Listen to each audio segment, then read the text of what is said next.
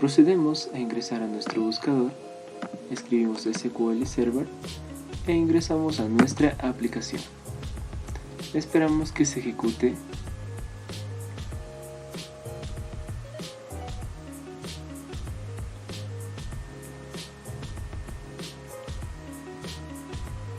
Dentro de esto tenemos nuestra autenticación. Conectamos a nuestra base de datos. Dentro de nuestra base de datos encontramos algunas carpetas y para crear nuestra primera base de datos nos vamos a la carpeta de base de datos, la abrimos y procedemos a agregar y dar clic en nueva consulta. Esto nos permitirá ingresar mediante la consola. Para crear nuestra base de datos, los comandos que vamos a ocupar es create, database y procedemos a escribir nuestro nombre de la base de datos que vamos a utilizar. En este caso vamos a poner tutorial. Procedemos a dar clic en analizar para ver si los comandos están correctos. Como podemos ver aquí, dice comandos completos correctamente. Y procedemos a ejecutar, primero señalando la línea que queremos ejecutar.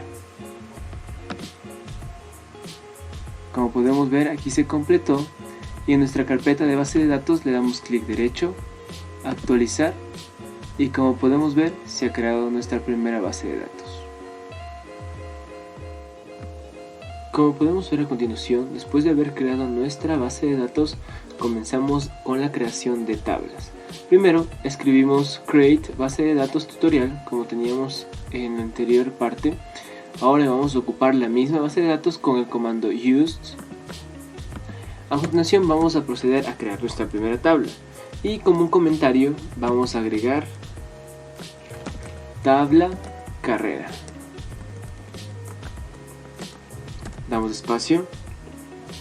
Entonces procedemos a crear con el comando create table y escribimos carrera.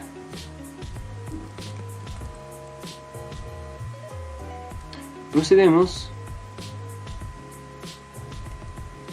a crear. Es muy importante que en esta parte abramos paréntesis y procedamos a crear nuestra clave. En este caso sería clave _ C de carrera y determinamos nuestra variable que va a ser un entero. Ponemos coma. A continuación, la siguiente que vamos a ocupar es nombre _ C. En este caso vamos a ocupar una variable varchar.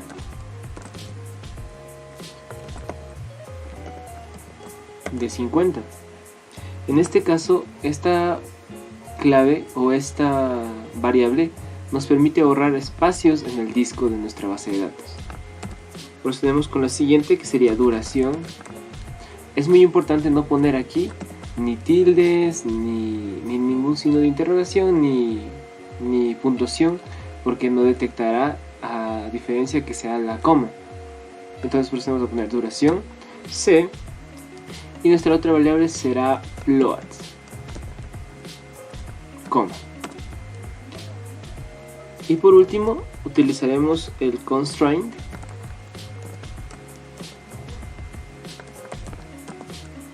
vamos a poner pk, que es de primary key, cc, escribimos primary key y debemos de copiar cuál es nuestra clave primaria. En este caso es clave y para no equivocarnos ni que exista ningún error, control C, control V y procedemos a cerrar nuestra primera tabla y procedemos a ejecutar. Como podemos ver, aquí sale que nuestros comandos se han completado correctamente y para tener una seguridad de esto podemos continuar aquí. Nos vamos a nuestra base de datos del sistema, tutorial y vamos a tablas y como podemos ver aquí está nuestra tabla y aquí en columnas claves debemos de tener todo lo necesario. Como podemos ver, PKCC, tenemos nombre, duración y la clave primaria. Como podemos ver, a continuación tenemos la tabla secundaria, que es alumno-profesor. Creamos nuestra tabla alumno-profesor y a continuación vamos a crear una tabla intermedia que ocuparemos constraint fk-, y vamos a poner foreign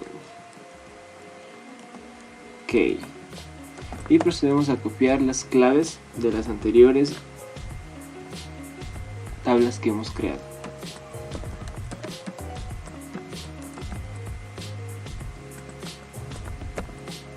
Procedemos a poner reference y es a donde debe estar unida la tabla que estamos creando actualmente. Sería alumno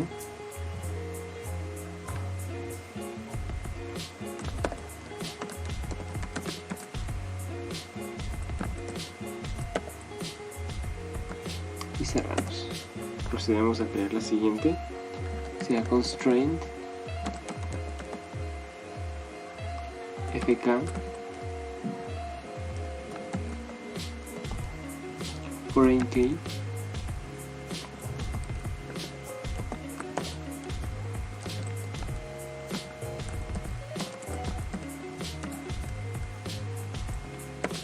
referenciamos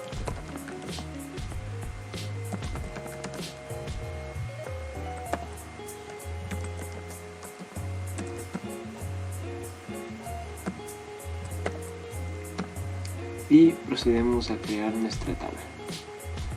Marcamos y ejecutamos. Como podemos ver, nuestra tabla secundaria está lista. Finalmente, como podemos ver, se han creado nuestras bases de datos principales con nuestras tablas principales y secundarias. Como podemos ver, podemos revisar dentro de nuestra carpeta de tutorial, nuestra base de datos en tablas. Actualizamos y revisamos. Como podemos ver, tenemos nuestras tablas creadas. Como podemos ver, después de haber grabado la tabla secundaria de alumno-profesor, hemos continuado a crear la tabla alumno-materia, alumno-profesor, y de igual manera podemos ejecutar la tabla en nuestra base de datos. Como podemos ver, los comandos se completaron correctamente